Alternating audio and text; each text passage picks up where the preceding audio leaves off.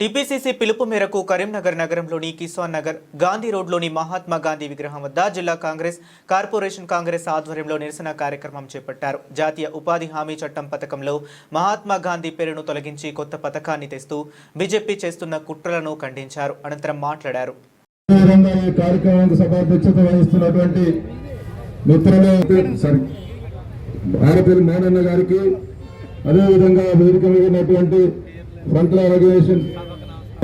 శ్రవణ్ నాయక్ గారికి, మహిళా కాంగ్రెస్ అధ్యక్షులు సత్యప్రసన్న గారికి, రామదేశ్వరి గారికి, వేదిక ఉన్నటువంటి సీనియర్ కాంగ్రెస్ నాయకులు మరియు ఈ కార్యక్రమానికి హాజరైనటువంటి మిత్రులు, కాంగ్రెస్ ఈ దేశ స్వాతంత్రం వచ్చింది కాంగ్రెస్ పార్టీ జెండాతో.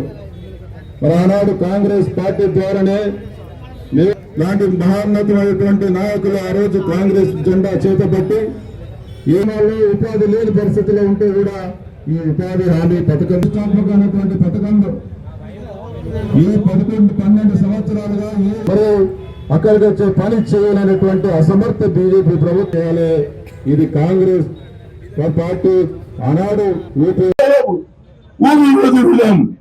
ఏ విధంగా తెలంగాణ రావాలని ప్రతి పౌరుడు ప్రతి స్త్రీ ఈనాడు రోడ్ల మీదకి వచ్చిందో ఇది మహాత్మా గాంధీ రూరల్ ఎంప్లాయ్మెంట్ అవి వచ్చే వరకు మన పోరాటం కొనసాగించాలి.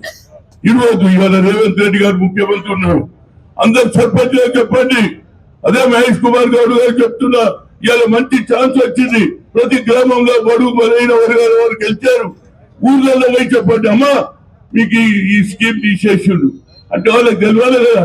ఎంతమందికి తెలుస్తా చెప్పు. కనుక మనం చెప్పే బాధ్యత మనం రచ్చబండ దగ్గర కూర్చొని పొద్దున్నే కూర్చుంటారా లేదా? రచ్చబండ దగ్గర ఇక్కడ మాటలు అక్కడ మాటలు, ఆ ఊర్లో ఏమైంది ఈ ఊర్లో ఎంత కూర్చుంటారు కదా.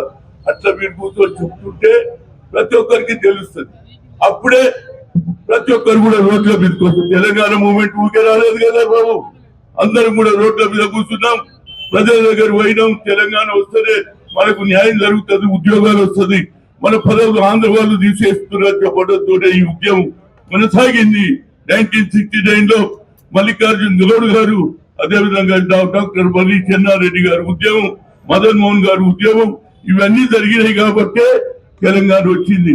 కేసీఆర్ సొంత గాంధీ మహాత్ముని విగ్రహం సాక్షిగా ఈరోజు నిరసన కార్యక్రమంలో పాల్గొంటున్న ప్రతి ఒక్కరికి, ఈ కార్యక్రమానికి సభాధ్యక్ష వహిస్తున్న మన నగర కాంగ్రెస్ కమిటీ అధ్యక్షుడు మాజీ కార్పొరేటర్ పెద్దల హనుమంతరావు గారికి, అదేవిధంగా మాజీ శాసనసభ్యులు, మీడియా సోదరులకు ప్రత్యేకంగా నేను ధన్యవాదాలు తెలియజేస్తూ, ఆనాడు యూపీఏకి చైర్పర్సన్ అయినటువంటి శ్రీమతి సోనియా గాంధీ గారు, ప్రధానమంత్రి అయినటువంటి డాక్టర్ మన్మోహన్ సింగ్ గారు ఈ దేశంలో ముఖ్యంగా గ్రామీణ ప్రాంతంలో నిరుద్యోగాన్ని, పేదరికాన్ని తొలగించాలని చెప్పి, ప్రతి పేదోడికి కడుపు నిండా అన్నం పెట్టాలని చెప్పి ఆనాడు ఉపాధి హామీ పథకాన్ని ప్రవేశపెట్టి, ఈ పథకం ఎవరి దయా దాక్షిణ్యాన్ని నడిచేది కాదు, దీన్ని ఒక చట్టంగా చేయాలని చెప్పి ఆ రోజు దానికి చట్టబద్ధత కల్పించి ఇలా కోట్లాది మంది భారతీయులకి, కోట్లాది మంది పేద ప్రజలకు ఇలా కడుపు నిండా అన్నం పెట్టే కార్యక్రమంగా ప్రపంచంలోనే ఒక గొప్ప విప్లవాత్మకమైన చట్టంగా, కార్యక్రమంగా ఇలా మహాత్మా గాంధీ గ్రామీణ ఉపాధి హామీ పథకం కొనసాగుతుంది.